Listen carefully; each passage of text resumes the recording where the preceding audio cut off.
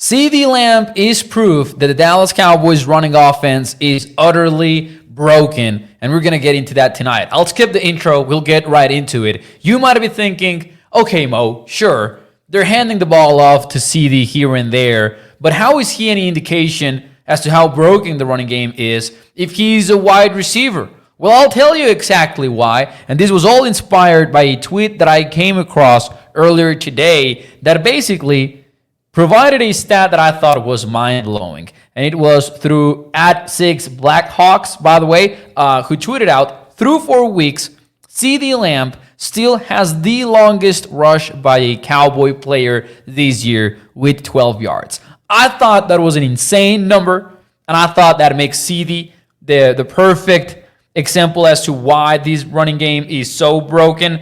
But I'm going to give you more numbers to back that up, and I think we had some incredible findings when I really went down the rabbit hole for this. Just to give you an idea, combined, the Cowboys running backs have 67 rush attempts so far this season.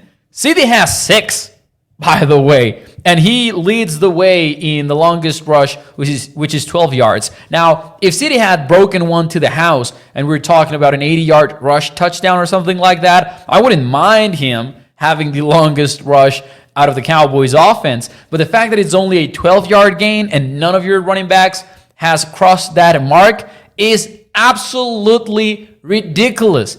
Now, it's even more ridiculous than you might think, and I'll tell you exactly why now. Rico Dowdle, let's talk about him. He's next up to CeeDee. He's got a 10-yard rush, and that is the second longest one on the team. I'll give you some numbers right now. There are 61 running backs, okay? 61 running backs in the NFL that have a longer rush attempt than Rico Dowdle. There are 46 running backs with a longer rush than, or 15-plus yard rush, more exactly.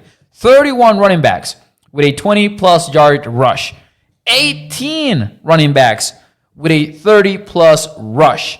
Now, you might be thinking, well, okay, who cares? It's just one rush, right? We're not talking about yards per carry. We're not talking about how often they do so. Well, out of those 61 players with a longer rush than Rico Dowdle, there are 42 running backs with at least 2 or more attempts to go over 10 yards, or 10 plus yards, actually.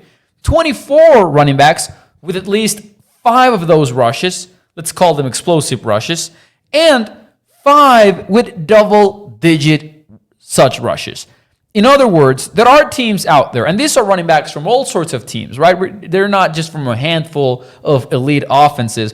They are 25-plus teams involved on that, just to give you an idea. Now, here's the thing, man.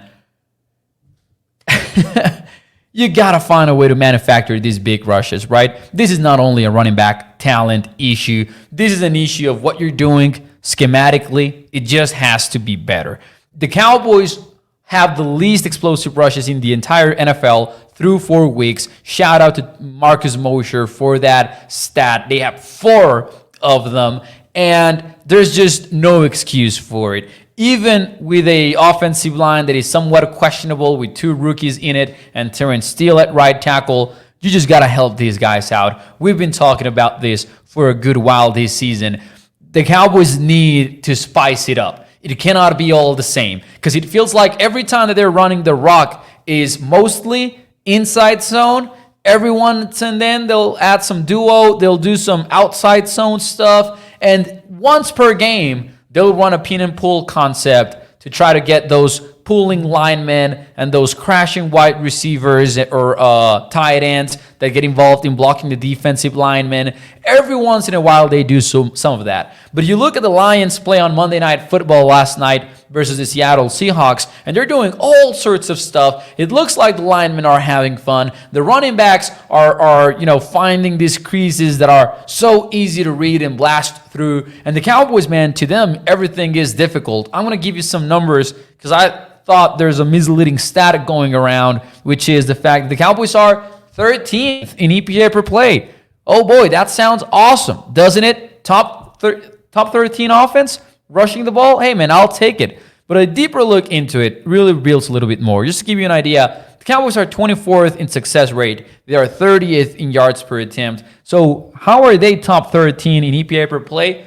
It's because there's one thing that they do pretty well, and that is, hey, if it's short yardage, they will likely move the chains because they have Dak Prescott that they can quarterback sneak with. They've got Hunter Lipke now, who they trust in short yardage.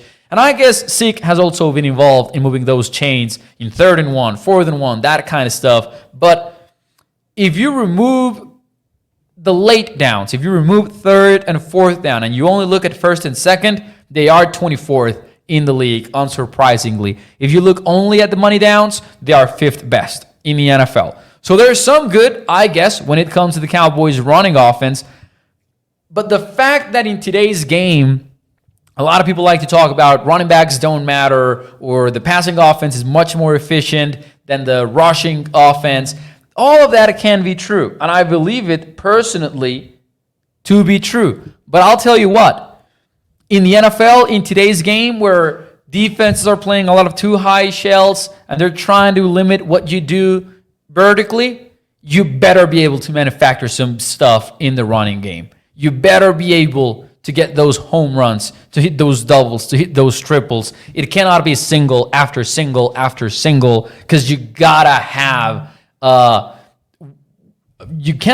one-dimensional offense that can only generate explosives through the air. Even less so, and we've talked about this, when basically the way that the Cowboys offense gets explosives through the pass is when Dak Prescott and CeeDee Lamb decide to show up and make a big play, or when Dak Prescott finds a leaping Jake Ferguson over the seam, or when he forces a ball to Brandon Cooks that for some reason is running a stop route in a one-on-one situation, right? That is usually the kind of stuff that we're seeing. Rarely do we see some sort of easy button type explosive play where someone is schemed wide open in the passing game, or there's a big hole to hit in the running game and the running back does exactly that. It's all looking difficult.